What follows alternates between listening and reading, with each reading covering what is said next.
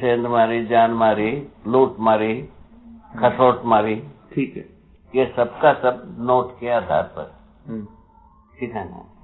ये तो एक समीक्षित हो गए, ठीक है, इसमें कोई अवरोध नहीं, कुछ नहीं। दूसरा, तो ये सारे भी नोट, जितने भी झाड़ पौधे ये सब काट करके नोट बना दे, वो सबको जलाने पर 1 कप चाय नहीं बनता। ठीक है।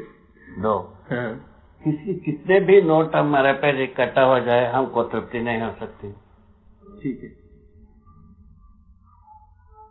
3 बात हम समीक्षित किए। ठीक है। इस ढंग से नोट एक मानव का अपराध का कारण बना है, नोट कोई सुविधा का कारण नहीं बना है। नोट का उपज सुविधा के आधार पर शुरू किए, क्योंकि ये अनाज लेके जाना, ये सब जो है ना, भार को वहन करना तकलीफ था, ऐसा वो उसके आधार पर थे। उसके बदले में हमें कहा, आज के स्थिति में कितने भी भार को हम वाहनों के ऊपर ले जा सकते हैं, एक जगह से एक जगह, वो खत्म हो गया भार को वहन करने वाला। वो वाहन को चलाने के लिए हर जगह में बायोडीजल बनाने की बात करते हैं, ऊर्जा संतुलन हो गया।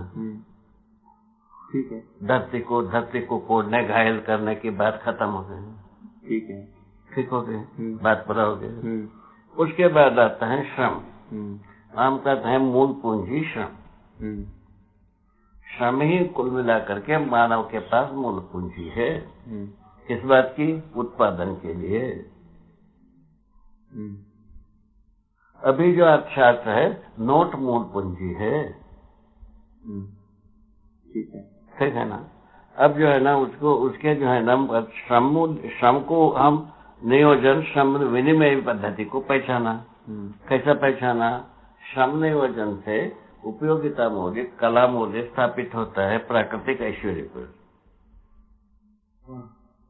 प्राकृतिक ऐश्वर्य पर उपयोगिता मूल्य, कला मूल्य स्थापित होती है। ठीक है ना। किस विधि से? श्रम नियोजन विधि से। उस विधि का नाम दिया निपुणता, कुशलता। ठीक है ना। ठीक है। और निपुणता में क्या है? उपयोगिता मूल्य को प्रमाणित करना होता है। और इसमें कुशलता में उपयोगिता कला मूल्य को प्रमाणित करना होता है। ये सारे उत्पादन 2 भाग में बटी। महत्वाकांक्षा संबंधी उत्पादन, सामान्य आकांक्षा संबंधी उत्पादन। सामान्य आकांक्षा संबंधी उत्पादन आहार, आवास, अलंकार रूप में होता है। ठीक है। ठीक है। सबकी जरूरत। ठीक है। महत्वाकांक्षा विशेष प्रयोजनार्थ जब बनता है, दूरसंचार प्रयोजन के। क्या प्रयोजन? व्यवस्था का प्रयोजन।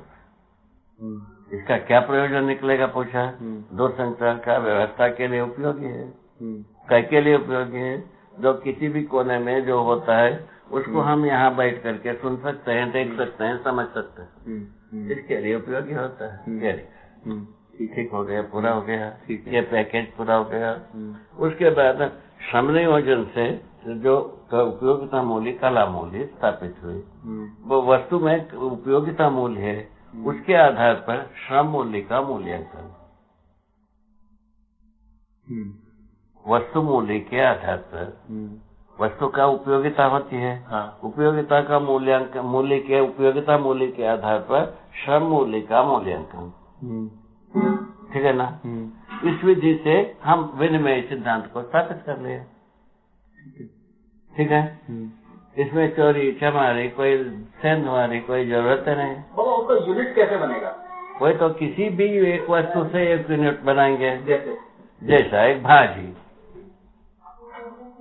एक भाजी में कितना श्रम नियोजित हुआ, या 1 किलो गेहूं, ये 1 किलो गेहूं में कितना श्रम नियोजन हुआ, उसको तय कर देंगे। कैसे करेंगे? कैसा करेंगे? एक गांव में 10 स्थितियां होते हैं। 10 स्थितियों में भिन्न भिन्न प्रकार से श्रम नियोजन होता है। उसका सामान्य कर देते हैं। सबको मिला करके यहाँ 9 श्रम मिला, श्रम लगा। एक बोरा गेहूं में 9 श्रम लगा। एक जगह में 5 लगा। 5 और 9 14 हो गया। 14 को 7 में बांट लिया, 7 के आधार पर मूल्यांकन कर लिया। एक गांव में एक सामान्यीकरण विधि की है। उसी प्रकार से 10 गांव के पीछे एक सामान्यीकरण। बाबा एक सेकंड यहाँ पे जरा सा रुकेंगे। जो ये एक वस्तु है, जैसे कि आलू एक वस्तु है, और ठीक है ना? आलू के उत्पादक जो हैं, एक तो रासायनिक खाद वाले भी हैं, एक प्राकृतिक वाले, तो अलग अलग वस्तु वाले हो गए। ये पुनः वही कचरा ले जाता है। और ये मिक्सिंग कचरा प्रॉब्लम के अलावा इसके पास सोचने की जुगाड़े नहीं रह गए।